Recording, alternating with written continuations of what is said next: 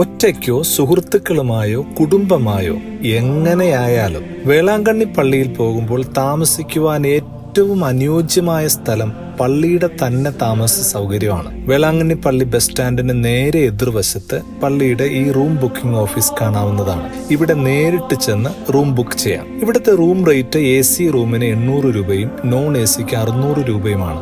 വളരെ economical. Phone വഴിയോ internet വഴിയോ റൂം ബുക്ക് ചെയ്യാൻ നിലവിൽ സംവിധാനമില്ല എന്നതാണ് ഒരു പോരായ്മ.